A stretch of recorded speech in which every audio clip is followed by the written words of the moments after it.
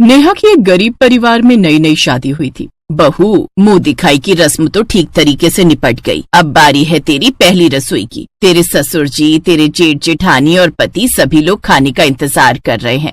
हाँ सासू माँ, मैं भी खाना बनाती हूँ सबके लिए। नेहा की ससुराल एक गांव में थी। एक कच्चा सा टूटा फूटा मकान था। नेहा भी ज्यादा अमीर खानदान की नहीं थी। खैर, नेहा इधर उधर जाकर रसोई ढूंढने लगी। तभी उसके पति मुरली ने उससे कहा, अरे नेहा, इधर उधर क्या देख रही हो? अरे मैं रसोई घर ढूंढ रही हूँ।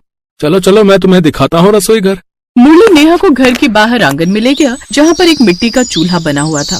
ये आपकी रसोई है? तो अब मुझे पता चला कि मेरे पिता ने मुझे दहेज में रसोई का सारा सामान क्यों दिया है। मुरली जी, उस बोरे में कुछ सामान रखा है, उसे निकाल दीजिए। वहीं पर 2-3 बोरे में कुछ सामान रखा था। मुरली ने जब खोला तो एक बोरी में तो ढेर सारे बर्तन थे, दूसरे बोरे में एक छोटे वाला गैस सिलेंडर था और तीसरे बोरे में ढेर सारे मसाले और कुछ हरी भरी सब्जियां भी थी। अब यहाँ मैं खुले में तो खाना बना नहीं सकती। ऐसा कीजिए, चारों तरफ बांस गाड़ कर चारों तरफ से कपड़े से घेर दीजिए, ताकि मैं सुकून से अंदर बैठकर खाना बना सकूं। मुरली ने आंगन में चारों कोनों पर लकड़ी के बांस लगा दिए, फिर कपड़े से ही तंबू बनाकर एक रसोई घर बना दिया। अब रसोई घर में सारा सामान भी नेहा का ही था। उसने सभी के लिए खाना बनाया और सभी को खाना बहुत पसंद भी आया। खाना बहुत स्वादिष्ट है। देवरानी जी तो अपने साथ पूरी रसोई ले आई। वैसे ही अच्छा रहा। इस घर में हम लोग अभी तक कच्ची मिट्टी के चूल्हे में बाहर खुले आंगन में खाना बनाते थे, अब आराम रहेगा। नेहा की नई नई शादी हुई थी, इसीलिए वो उस वक्त कुछ नहीं बोली। सिर्फ मुस्कुराकर उसने सभी का अभिवादन स्वीकार किया। आज नेहा और मुरली की सुहागरात थी। सुहागरात के अगले दिन सुबह सुबह उसकी जेठानी रसोई घर की तरफ गई और गैस जलाकर चाय बनानी शुरू कर दी। भाभी, ये क्या कर रही हैं आप?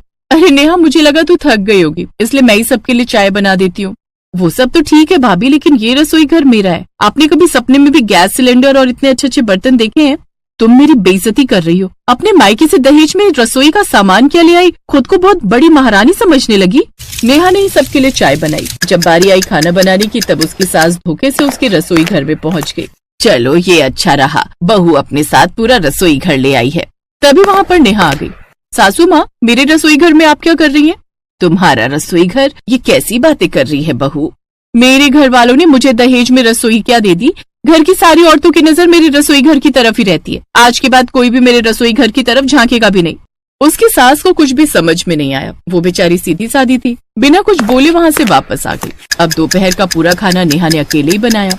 ऐसे ही दिन बीतते जा रहे थे। नेहा किसी को भी अपने रसोई घर में घुसने नहीं देती थी। इसी वजह से घर के सभी सदस्यों का खाना नेहा को अकेले ही बनाना पड़ता था। फिर एक रात उसने अपने पति मुरली से कहा, देखिए, घर में इतने सारे लोग रहते हैं और सबका खाना मुझे ही बनाना पड़ता है। ये कब तक चलता रहेगा? नेहा, तुम अपनी रसोई में किसी को घुसने ही नहीं देती हो, तो भला कौन तुम्हारी मदद करेगा? वो रसोई मेरी है, तो मैं भला किसी और को अपनी रसोई में क्यों घुसने दूं? ये तुम कैसी बातें कर रही हो नेहा? मैंने तो तुम्हें एक समझदार लड़की समझा था, और तुम हो कि एक रसोई के पीछे पागल हुई पड़ी हो। अरे भाभी, तुम्हारी रसोई का सारा सामान चोरी करके भाग जाएंगी क्या? मुझे कुछ नहीं सुनना। बड़े भैया से कह दो कि वो अपने खाने पीने का इंतजाम अलग से कर ले।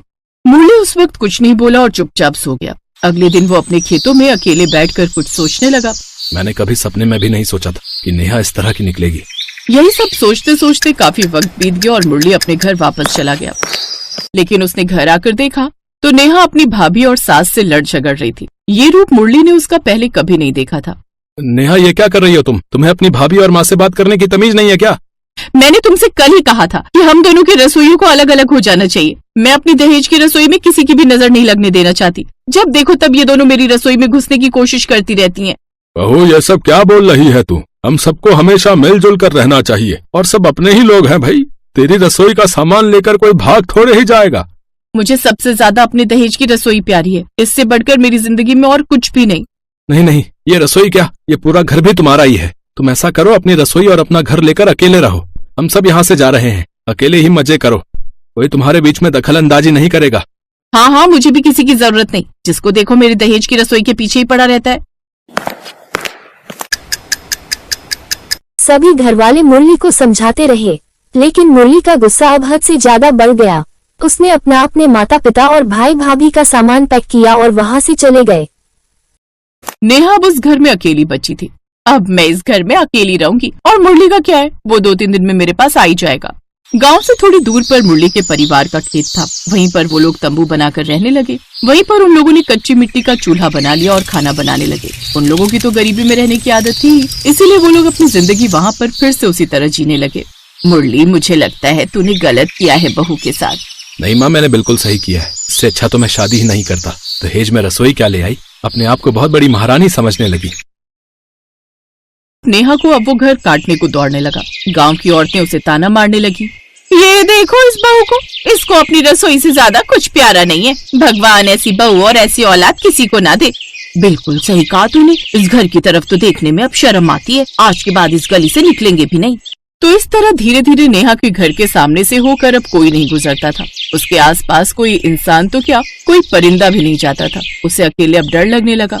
इस घर में तो मुझे डर लगने लगा है। 2 महीने हो गए, मुरली अभी तक लौट कर नहीं आया। लगता है मैंने कुछ ज्यादा बोल दिया। मुझे दहेज में मेरी रसोई घर पर इतना घमंड नहीं करना चाहिए था। गांव का कोई आदमी मेरी तरफ देखने को भी तैयार नहीं है। दुकान पर जाती हूँ तो दुकान वाला सामान देने से भी मना कर देता है। एक रात जब नेहा अकेले सो रही थी, तभी अचानक कुछ कुत्ते भौंकने लगे। नेहा अपनी रसोई घर के बाहर ही एक खटिया डालकर सोया करती थी। भौंकते हुए बहुत सारे कुत्ते उसके किचन के अंदर घुस गए। भाग, भाग। नेहा उन कुत्तों को भगाने की कोशिश करती रही, लेकिन कुत्ते नहीं माने। अचानक उन कुत्तों ने नेहा को दौड़ा लिया। इसलिए नेहा ने खुद को घर के अंदर बंद कर लिया। सुबह नेहा ने जब अपने घर का दरवाजा खोला, तब देखा कि सब कुछ बर्बाद हो चुका था। ये सब क्या हो गया? मेरा पूरा रसोई घर तबाह हो गया। अगर कल मैं कमरे के अंदर नहीं जाती तो ये कुत्ते मुझे भी मार डालते। यहाँ दूर दूर तक मुझे बचाने भी कोई नहीं आया। आज मुझे समझ में आ रहा है कि परिवार कितना जरूरी होता है। आज अगर मेरा परिवार यहाँ होता तो मेरे दहेज की रसोई बच जाती और गाँव वालों का प्यार भी मुझे मिलता रहता।